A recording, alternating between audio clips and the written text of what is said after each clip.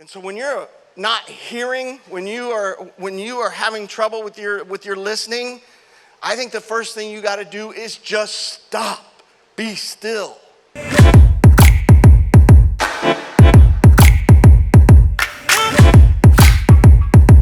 Good morning, good morning, good morning. How are you guys? Some of you are like, wait, MJ got bald and gained weight in just 2 songs. How did he? I'm MJ's dad, just to be clear. I'm the original MJ. I do want to welcome our viewers online today. I know my mom in Ohio is watching right now, so shout out to my mom, Manny in the Philippines, Louie in North Hills. So it's just so cool that we can get together in here, but also all around the world, and it's super great. So again, my name is Mike Johnson. I have been attending here for about 7 years now, I think, and I love Pastor Justice and Pastor Maria. They've done so much for my wife and I, and really our family, when you see MJ out here and how he's grown in his leadership roles around here. And I'm also on the financial council here, which is kind of like the elders, and that's pretty cool for me. I have 3 kids, not just MJ. He's the oldest. I have Mason. He's my middle. He's 21, I think. And then my favorite kid is my daughter in Montana. I think she's getting ready to turn 20 next week, so that's tough. That hurts right here. And then I've been married for almost 29 years next week to Molly, who's really the rock star of our family. And it really reminded me when I started thinking about 29 years ago on January 17th, 1994 at 4:31 in the morning. Now, if you're old enough to remember that date, you never forget that date. That was the Northridge earthquake. We were in bed, obviously. I was a college basketball coach at Cal State Northridge at that time. And my car was packed because I was supposed to fly out at like 7 a.m. to go to Colorado to play Air Force. And it's 4:31 in the morning. I'm a hick Ohio boy who had never felt an earthquake. I had lived out here about 2 years, and I used to actually just say, I want to feel an earthquake. And I would miss them. Like, there would be a 3.5 in Thousand Oaks, and I'd be like, dang it, what'd that feel like? And to me, an earthquake just felt like a gentle little roll. Like there was one earlier this week. There was like a 3.0 down in Bell. That's what I wanted to feel. What I got was 4:31 a.m. I'm touching the ceiling, coming back down, touching the ceiling, coming back down, touching the ceiling, collapse. And so there was a building where I think like 12 people died called the Meadows. We were in the apartment right next to that. We collapsed as well, but we collapsed onto our cars.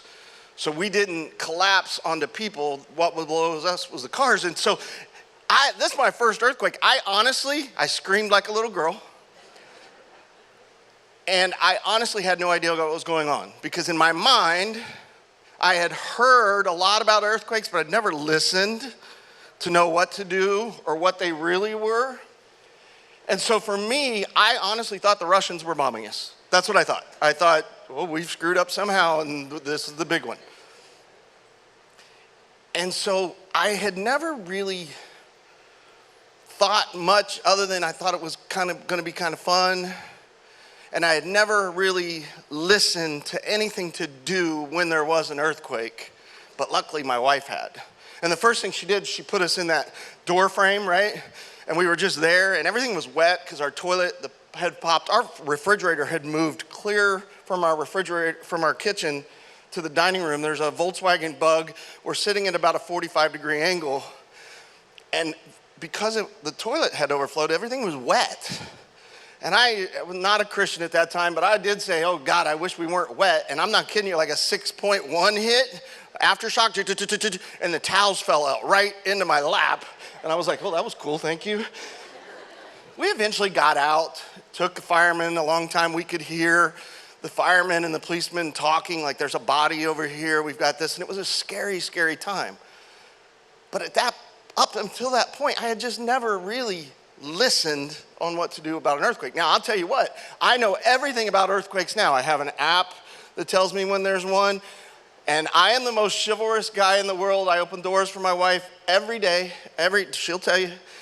Everything's chivalry except with earthquakes. If there's one while I'm on this stage, I will climb over you people and I will be out on Owen's mouth like that. I have left literally children, MJ little in the crib when there was an earthquake, and I was gone. Like, no chivalry. Back in the 80s, when I was a kid, we had something called a radio. And on a radio, you had to actually tune in to get the station. You had to take that knob on the right, and you had to actually get it to right to 95.5 if you wanted to listen to KLOS. And you kind of had to stick your foot out and hold an antenna. There was a lot to do to get to that little terrible sound of 95.5. So we really had to tune in. So I have a good understanding of tuning in. Now, in the world today, we have the opposite problem, right? We have tuning out we have to do because we have so many things. We have digital radio, we have podcasts, we have Instagram, we have Twitter, we have TikTok. I don't know, we have everything. And so we almost have to do the opposite of what we did in the 80s. In the 80s, we had to really tune in. Now, for you to focus and for us to focus in the 2023 era, we have to kind of tune out to actually hear or to actually listen to what we need to, because there's so much sound. My wife would say, of 29 years, that I have selective hearing. A lot of husbands have selective hearing. Wives, keep your elbows to yourselves right now. If she tells me to, while I'm watching a football game or something, hey, you really should be working on the pool, or, there's this project that needs to be done, there's this project to be done, I'm kind of always like, yeah, I'm on it. Tuesday, I just literally told her this morning. She said, you got to get on this thing that happened on our vacation. I was like, Tuesday, I'm on it. Selective hearing, right? Selective listening. But when she wants to talk to me about something that's really important, she'll usually lead it with food, because I like food. Where are we going to eat tonight? And I'm tuned in. She's tuning me in. She's literally taking that down. She's tuning me in. Or she'll say, hey, I want to go on a date. We went on a date the other night. Now that's important stuff. So now I'm listening. I'm not just hearing. And I want to make sure that we understand the difference in those today as I speak. I also want you to know, all of us, including me, we do a lot of selective listening when it comes to the Bible and to Jesus' word. How many of you know that we do selective listening? Jesus tells us all the time things to do by using this Bible. The directions, the instructions, his word is literally in there, and we kind of take and choose and pick what we want instead of just going through the entire directions that he leaves for us. Examples, there's directions for marriage. Divorce rates 50% or more in the United States. I think if we would just listen to those directions in marriage, that wouldn't be that way. Directions for parenting. Parenting's hard. How many of you know that? Yeah, you're liars if you don't raise your hand. It's super hard. There was no directions for that. Bringing MJ home from the hospital the first time and sitting him down, I was like, what do we do now? Because they don't tell you what to do. There's directions for finances. Those are hard in the Bible, but we oftentimes pick and choose what we want to do with those directions. There's directions for everything. Friendship. I want you to know that we have selective listening when it comes to those directions, and so that's a little bit of a bummer, but it is a correctable thing. Now, that's kind of the bad news. The good news is, don't feel too bad. Jesus was literally surrounded by selective listeners. And we forget that the disciples were with him for 3 years. They walked alongside of him. I always say it was like a big giant camping trip because there was no hotels. They slept on the ground. They cooked out. They went place to place. They didn't have money. They were in flip-flops or no shoes at all. But these guys made mistake after mistake after mistake, and it was the same thing. They kept choosing to hear what they wanted to hear instead of what Jesus was really telling them. And he knew that, and at times they just weren't ready to hear what he had to say, but they too had selective hearing. I just threw down a couple examples. First in Luke, all the disciples in Luke 9 said, all gripped the people as they saw this majestic display of God's power. Jesus again predicts his death. He's predicting his death. While everyone was marveling at everything he was doing, Jesus said to his disciples, "Listen to me and remember what I say. The Son of Man is going to be betrayed into the hands of enemy." But they did not know what he meant. Selective listening. He's telling them, hey guys, I'm going to be betrayed into the hands of the enemy. And the Bible says they just weren't ready for it. They couldn't hear it. That's selective listening. Peter himself, the rock, the one who Jesus built the church on. In Mark 8:32 and 33, it says, as he talked about this openly with his disciples, Jesus is talking about what's going to happen to him openly with his disciples. Peter took him aside and began to reprimand him. We're going to reprimand Jesus? I don't think that's a good plan. For saying such things, Jesus turned around and looked at his disciples and then reprimanded Peter. Get away from me, Satan. Selective listening, even by the guy closest to him. Thomas, we all remember doubting Thomas, right? All the disciples had seen the risen Jesus except for him. He was somewhere else, and they are all telling him. And he's like, I don't believe it until I can put my fingers in the holes for the nails or the holes in the side. Again, Jesus had told them time after time after time before he was crucified that this was going to happen. And Thomas was like, I don't believe it. Selective listening. My favorite one is Mary and Martha. They're brothers in the tomb, Lazarus, and he's a good friend of Jesus's. They're all good friends. Jesus takes some time to get there because he knows what he's going to do. You all know the story. He gets there and he tells them, he tries to comfort them right away because he can see how sad they are. It even said Jesus wept because of how sad they were. But Mary or Martha, I can't remember which one it was, just kept saying, but you know, it's going to stink if we open the tomb and this and this and that. And it literally says, by the time Jesus got there in John 11:38, Jesus was still angry. You know why he was angry? Because they couldn't hear him. He was saying, it's going to be fine. And then he went and he raised Lazarus. So again, there were selective listeners that even walked with Jesus. And there's a ton of these examples. But I thought today, if I could give you 3 steps to be better listeners and to hear what Jesus is saying in your life. Because we all have things going on in our lives. The first thing that could be going on in your life is just sin. You have sin going on in your life. It's either secret or you're just out there with it, but there's something going on in your life and you can't stop. And Jesus has something to say to you. I think there's other things too. I mentioned it before. I think some of us are going through marriage. Now, some of us, I'll be careful. My wife's right here. I'm not going through it right now. I've gone through it in the past. But some of us are going through marriage problems. Some of us are going through parenting problems. Some of us are going through finance problems. Some of us are going through betrayals, friendships. And even with this, just like he would with sin, the first thing that needs to be done is you need to stop. What does that mean? Stop. Psalm 46:10 says, be still and know that I am God. You see, when these situations are going on in our lives, we tend to be spinning out, right? We tend to be blaming. We tend to be gossiping. We tend to be whining. We tend to turn into victims. We argue a lot. And it's because we're not ready to deal with the stuff in our own lives. And so when you're not hearing, when you are having trouble with your listening, I think the first thing you got to do is just stop. Be still. Here's the problem. Many of us don't have a way to stop on our own. So we need people in our lives that are strong enough and have enough courage and have enough collateral to say, stop. You're spinning out. How do you do that? You get in life groups. You have a mentor. Maybe it's a pastor.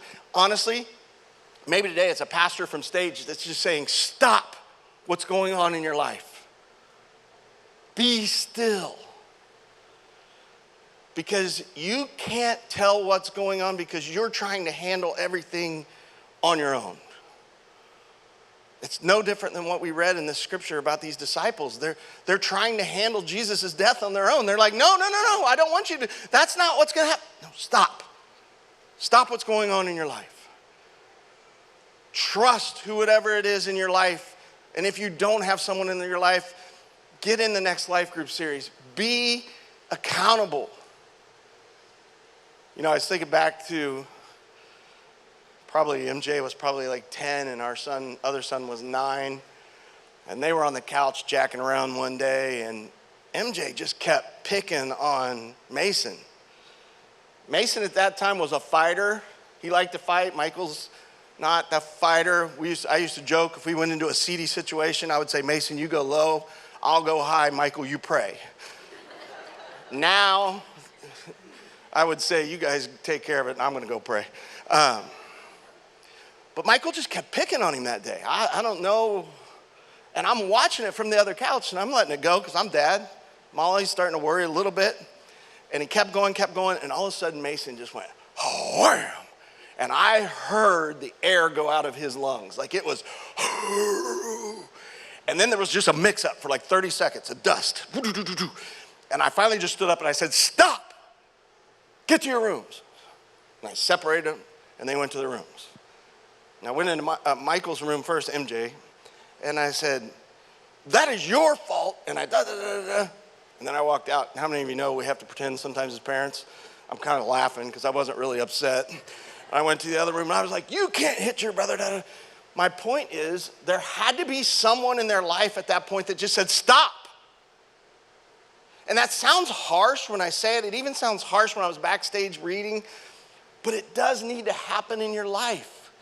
You have to have accountability in your life to somebody to just say, you're not handling this situation well, you need to stop.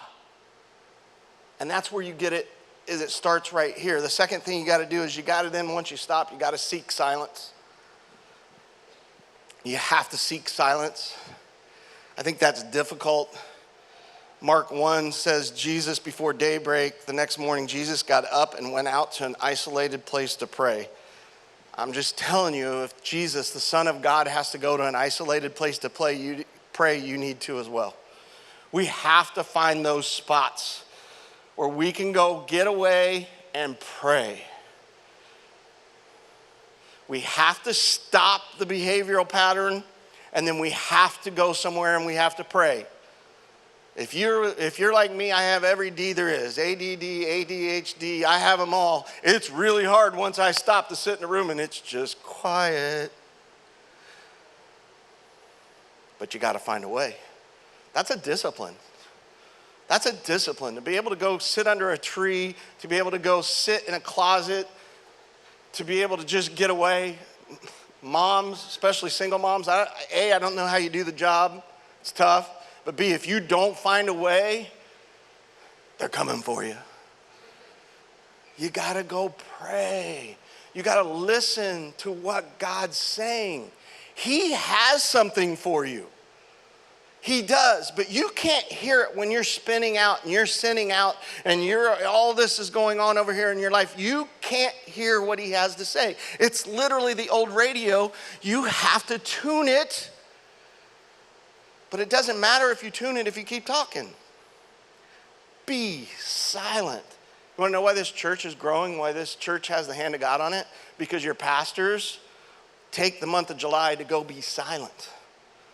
They're literally away. They're not texting anyone. They're not doing anything. And they're literally just trying to hear what God has for them for 2024, what God has for this church. God gives them a word every year during this time that we use for the next year in church. But it's because they have the discipline to stop and to be silent. And then God gives them something, whether it's comfortable or not. Most of the times it's not comfortable. Most of the times it's the opposite of what you think you're going to get. And then the third thing you have to do once you stop and you're silent is you have to surrender. That's the hard one. Surrender is hard.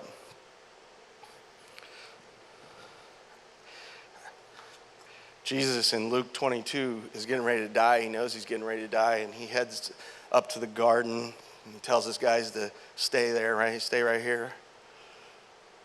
And he goes up and he says, Father, if you are willing, please take this cup of suffering away from me. Jesus is fully human. And he's showing you right now his humanity. And he doesn't want to die.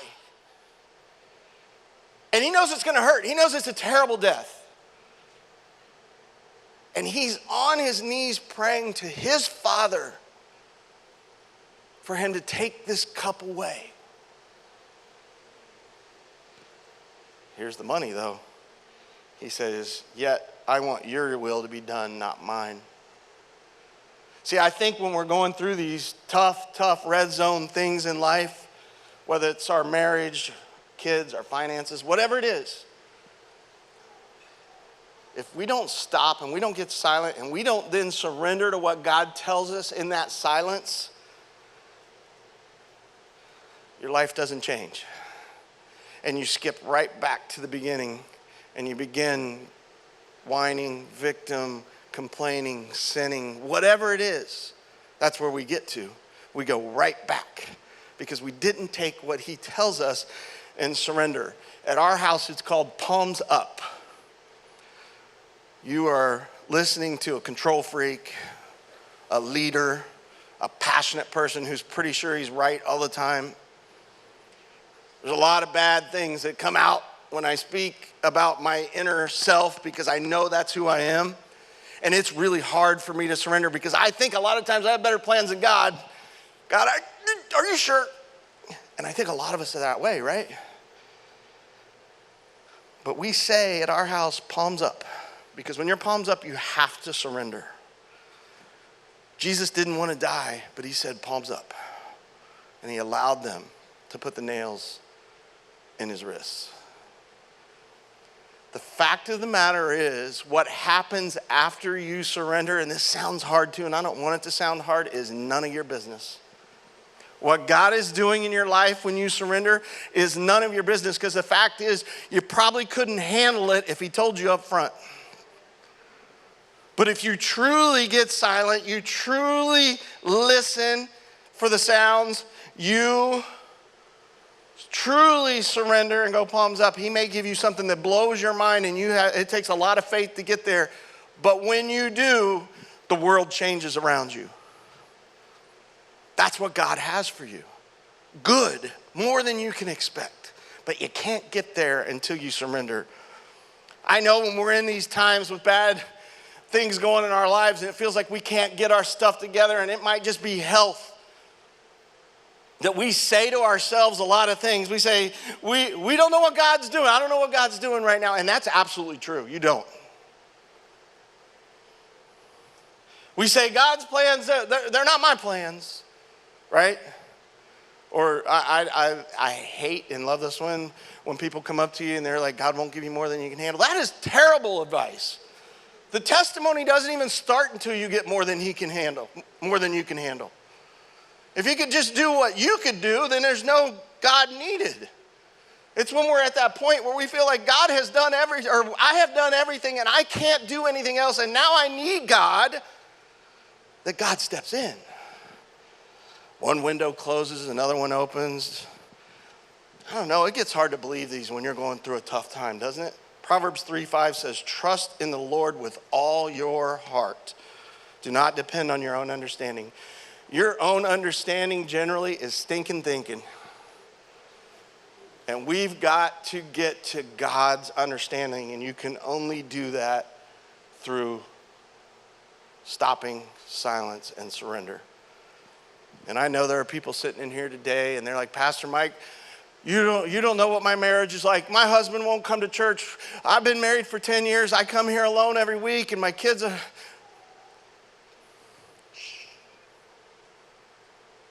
Stop. Listen, surrender. It might take 10 more years. It might take 20 years. You just keep being Christ-like. It's none of your business. I'm not saying it's easy, and I'm not minimalizing it. But I'm telling you, your way's not working, worrying about it. Children falling away, that's tough. Sometimes you have to make really hard decisions when your kids have fallen away. But you got to stop. You got to be quiet, and then you got to surrender. Finances are upside down. That's a lot. Happens to a lot of people. I would just tell you this is the craziest thing you're going to hear today. First thing you should do is tithe.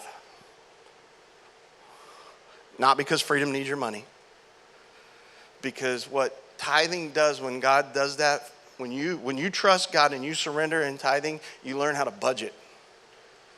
You learn how to get ready for mistakes or car problems. You get ready for all that because your mind already knows that 10% is going to God, 10% maybe going to savings, and then the rest is your budget. As a pastor, I rarely ever have to help someone with rent. It's called benevolence or something like that to somebody who's been tithing for years because they're prepared for everything. Be ready. I think it was September 19th, 2019. I'm a chronic kidney stone guy. Any kidney stone people out here? Nobody? You guys are all blessed. And so because of that, I have to go to the doctor a lot of times and I have to get ultrasounds.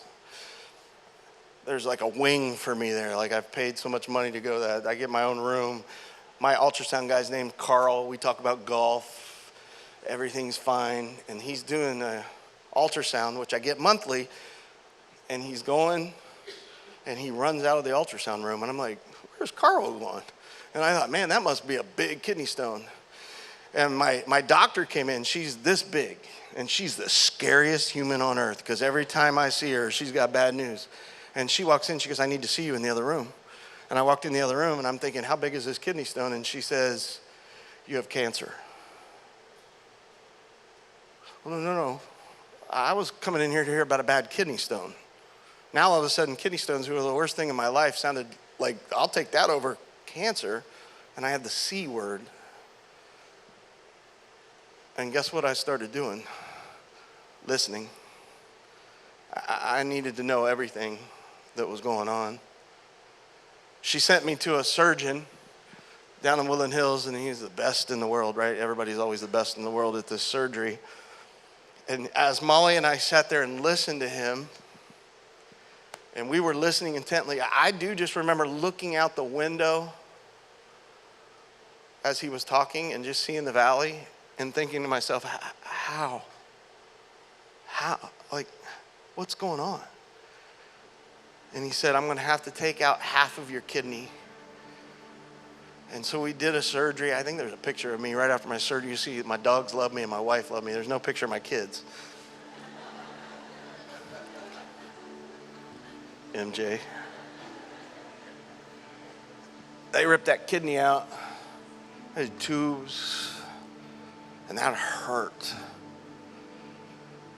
But after like 2 months, they were like, you're cancer free.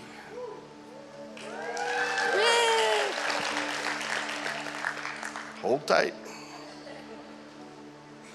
Literally 1 year later, September of 2020, a couple of my blood work numbers kept coming up bigger. And my scary little doctor, she kept saying, it's nothing. They're just elevated. Another month, and she finally said, you know what, we're gonna do a biopsy. I'm 99% sure you don't have cancer. She did the worst biopsy I've ever had in my life. I wouldn't wish that on anyone. And Molly and I were sitting at home on the bed, again, like it was yesterday. She called and she said, Mike, I can't believe it. It's cancer. And I said, what? And I gotta be honest, I was mad at God, but I got over it pretty quick because when you get the word cancer, you kind of get the choice of you're gonna fight or you're not. And I wasn't really feeling up to fighting because everything still hurt from the last one. And I gotta be honest, I was ready this close. I hope he's not here today to suing my surgeon because he had botched something up even though he got me cancer free. And they were like, you gotta go back to the surgeon and you gotta have the same kind of surgery. So I had to go back to this guy who had put me in chronic pain. And at this point, they had to remove yet another organ. I'm on the worst weight loss program in the world of just losing organs every once a year. I think we have a picture of that one. That one really hurt. Molly's just praying, get me through. But again, we listened intensely to what had to happen, right? And cancer-free again.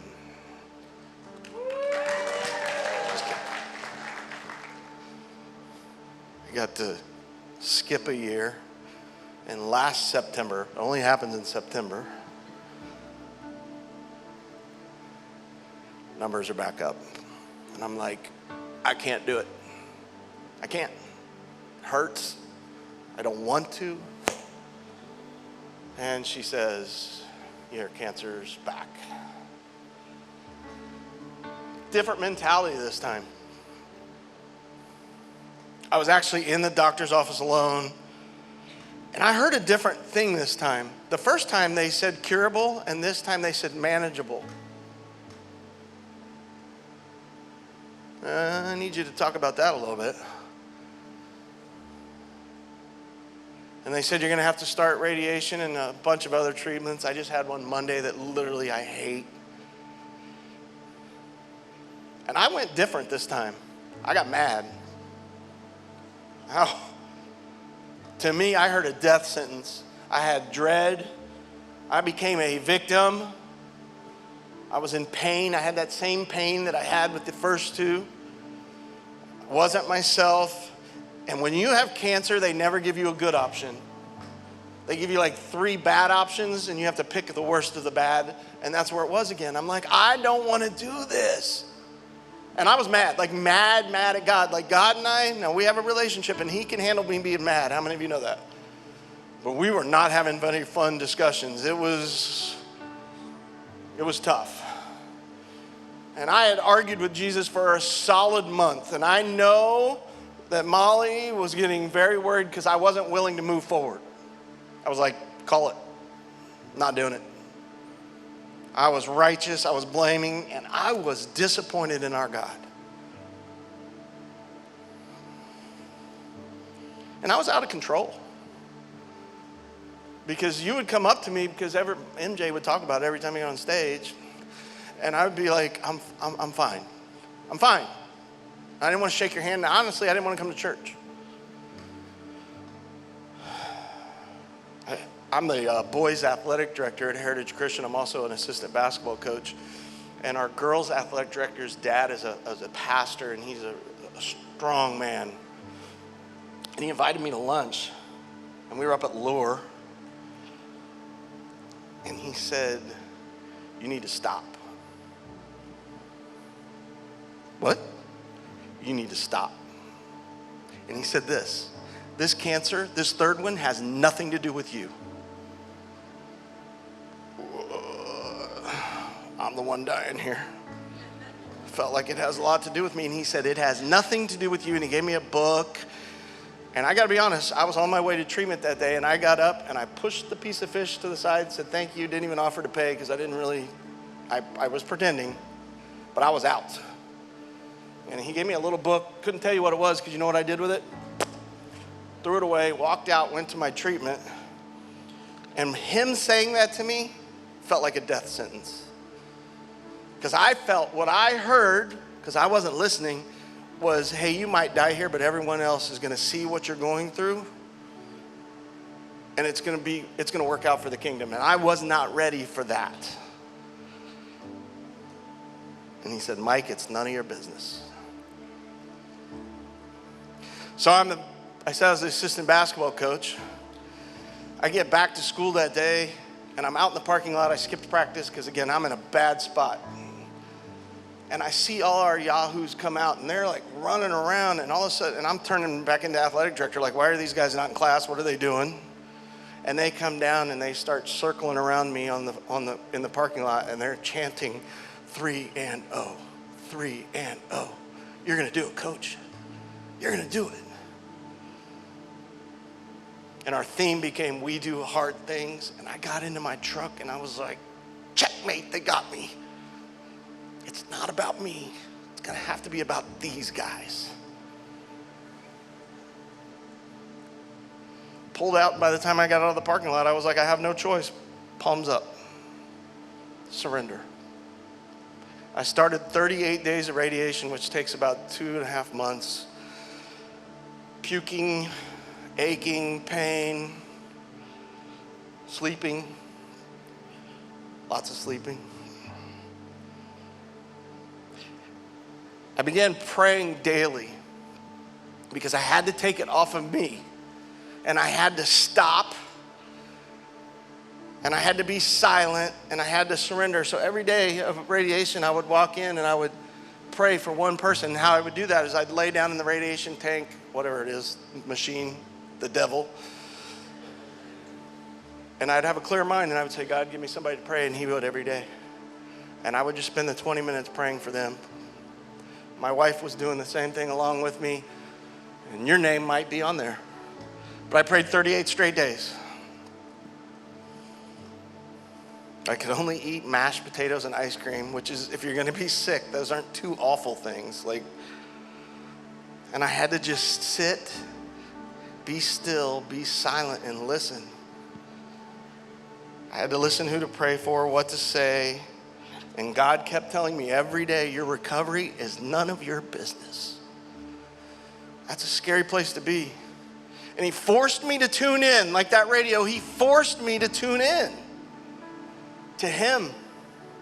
It became, after like 10 days, a lot less about me and a lot more about what was going on my mirror. And I could tell I had our basketball players' attention. I was still trying to coach for like the first month and a half, and I would literally throw up during timeouts. And they would see it, and they're 17-year-old boys, so they're not gonna come over and console you, right? They're just staring like, is that dude all right? And I'd get right back into a huddle with a mint and be like, all right. But I had their attention. But then God started putting something else on my heart too. I have this son named MJ, who you guys like. Any MJ fans in the world? Yeah. So you guys are the problem. So every time he gets off stage, he feels like, I'll just say this. When he gets off stage, he'll always come to me and say, how did it go? And I'll say, 2 out of 10. Because I have to keep him humble, right? Because you guys won't. But God really put it on my heart. You know, if he's going to be a senior pastor someday, like Pastor Justice somewhere, and he's going to be this great speaker, and he's going to do all this, he's going to have to learn to dig into people's lives. Because ministry is messy. You don't just get to speak. And I said, okay. So I started praying for that too. And I'm not kidding. Really quickly, this was what was happening in my office. He started mentoring my guys, our guys. And it kind of became a tag team, which also caused surrender because I'm a control freak. I told you that. And he's walking these guys through lust and all these other things. I walked in one day and I heard dime pieces. I don't even know what that is. And I had to, again, relinquish. And I just kept praying for MJ and for growth, for something to happen big. By listening to Pastor David telling me to stop and to get silent and to surrender, this is what eventually happened.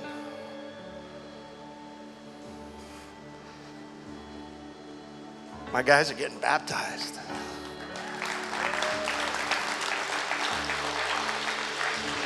There's a lot going on here, but if you go to that next one, I think there's like 4, yeah. There's a lot going on in that picture. There's a young pastor on the side that maybe learned that ministry is more than speaking, but also learned that God is great and will do great things if you just do the work.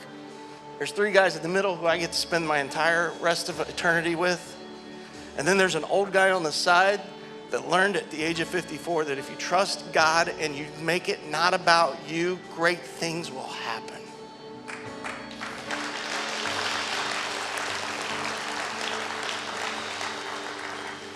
And I'm not kidding. I think it was a week later, 3-0, cancer-free. God is good. Can I just, to quote a famous pastor around here, pastor you for a second? Some of you need to stop. You need to stop. You need to stop today. Whether it's the sinning, whether it's the running, whether it's the gossip, whether it's the victimhood, whatever it is that has your life upside down, you need to stop it today. You need to be silent for a while. There's a time to be quiet. And you need to tune in. Get your radio, turn it on, and tune into what God's saying for this time in your life. And then it doesn't do any good to tune in if you're not going to surrender. You got to surrender. Whatever it is God is telling you, you got to surrender. We've got to trust God and what his plan is, because honestly, folks, I will say it to you, it's none of your business what God's going to do with your life. If you'll stand right now. I know, I'm 100% sure, as we embark out of here and into baptisms, there's people that need to get baptized today. You just haven't done it for whatever reason, and I'm the guy that's in your life right now, and I'm saying stop.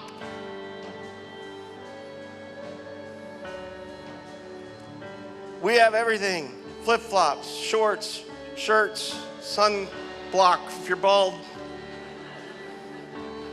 But God is saying stop and listen right now and surrender to me.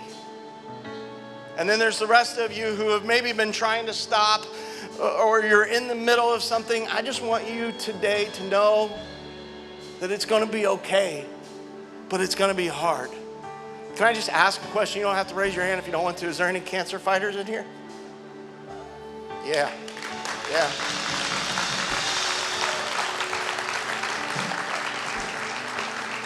You're tougher than you think you are. You're tougher than you think you are. And you're going to look back at one point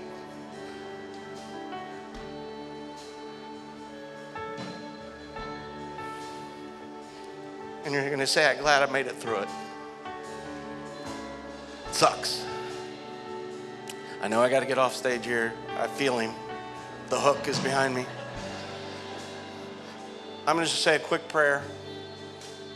All eyes closed, all heads bowed. If you today decided that you just wanted to stop running and you want to make a decision for Christ, will you do that today by just raising your hand when I get to 1, 3, 2, 1. I see a hand over there. I see a hand over here, a hand over here, a hand over here, a hand over here, a hand over here, a hand over here, a hand. God is good. And I just want you to take that next step and go get baptized. Because here's the last thing I'll say, and I know I got to get off stage. Time is not promised.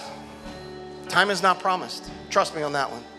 And so I want you to make that next step today. I love you guys, and thank you for letting me speak at my home church. Hey, thank you so much for joining us. And if today you decided to make that first-time decision to follow Jesus, I want you to do me a favor and text BELIEVE to the number on the screen or scan that QR code. We'd love to connect and celebrate with you. And speaking of that, we actually have a resource we would love to send you. If you need a Bible, text Bible to the number on the screen. We would love to send that to you to help you on your faith journey. And last but not least, if God's been moving in your heart and in your life and you're looking to give, there's 2 ways for you to make that happen. You can text Freedom Church, all one word, to the number 77977, or head on over to freedom.church/give.